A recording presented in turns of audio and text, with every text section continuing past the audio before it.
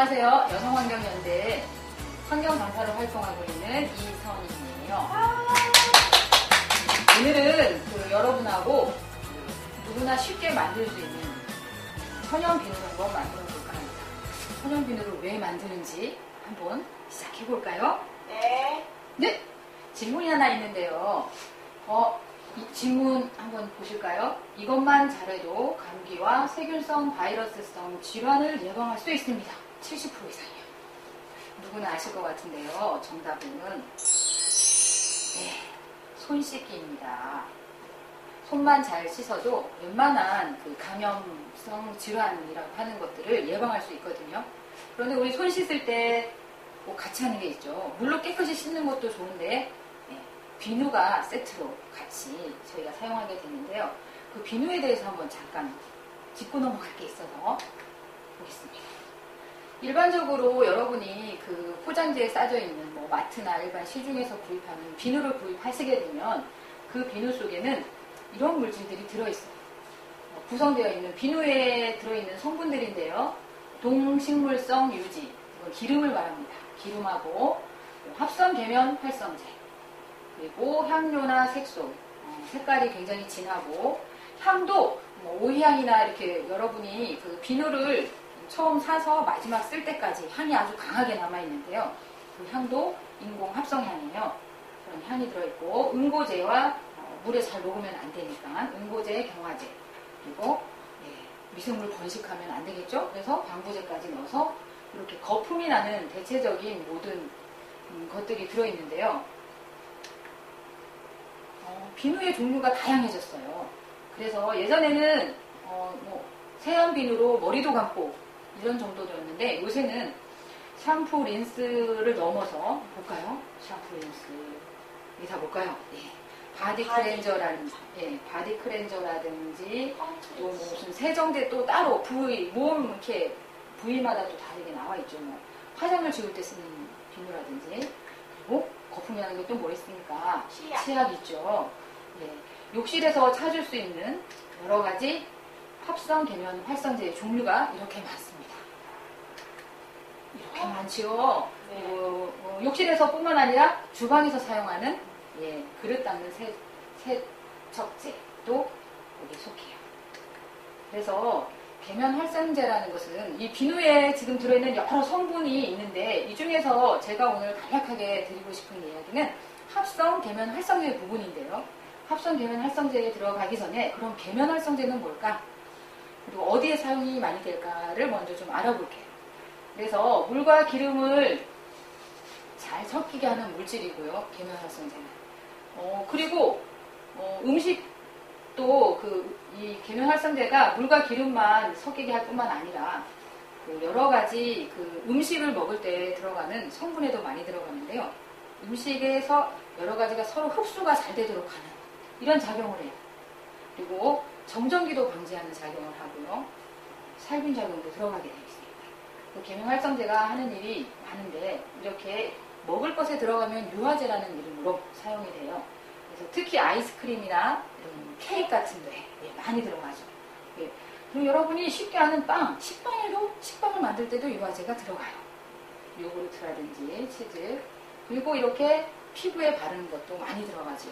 그래서 화장품뿐만 아니라 여러분들이 알고 있는 것 중에서 섬유용 유연제라고 하죠. 빨래를 다 하고 나서 헹굴 때 이렇게 정전기 없애는, 아까 말씀드렸죠. 정전기 없애는 역할을 하는 것인데 거기에도 합성 계면 활성제가 들어갑니다.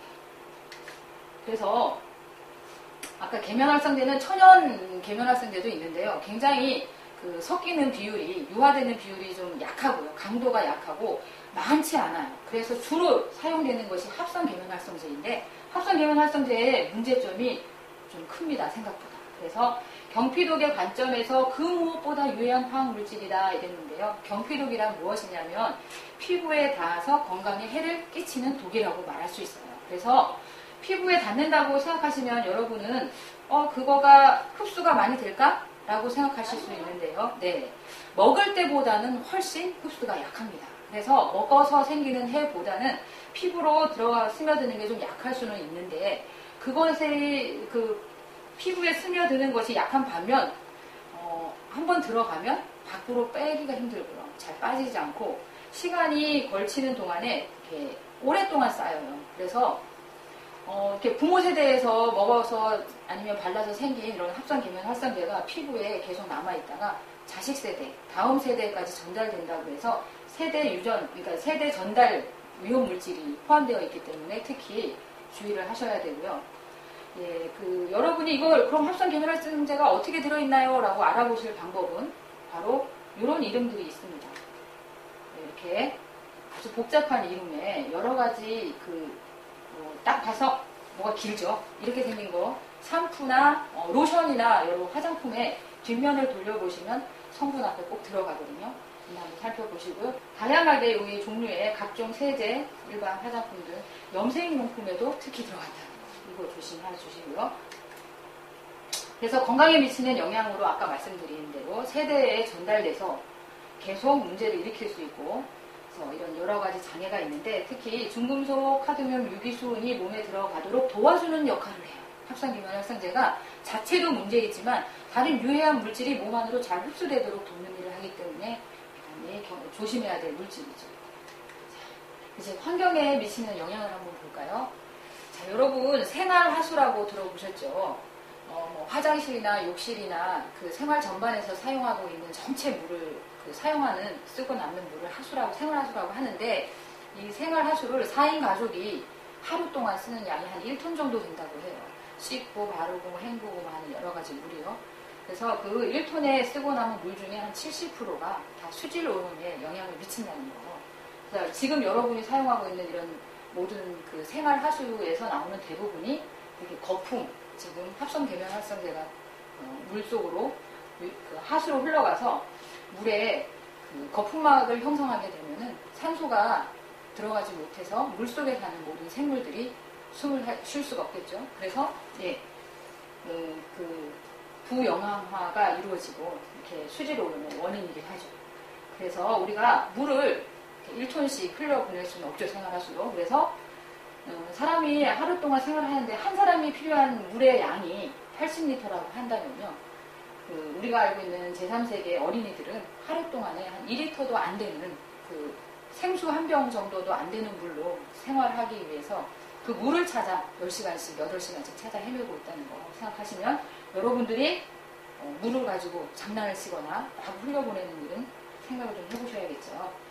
그리고 한 가지 요거 여러분에게 팁을 드리자면 항균 비누라고 해서 요새 손 세정제를 많이 사용하시는데 요걸로 하면 더 손이 깨끗해질까요? 피부가 더 좋아할까요? 그런데 그렇지 않아요. 항균 비누나 이 손 세정제에는 너무나 많은 여러 가지 좋은 세균마저도 씻어버리는 역할을 할 수도 있거든요.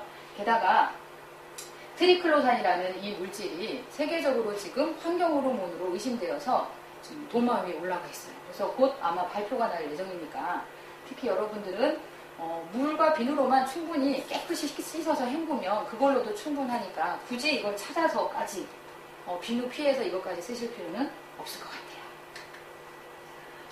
그리고 이것도 아마 요 뒷면에 보면은 성분 표시에 나와 있으니까 확인하셔서 쓰시면 됩니다. 자, 이제부터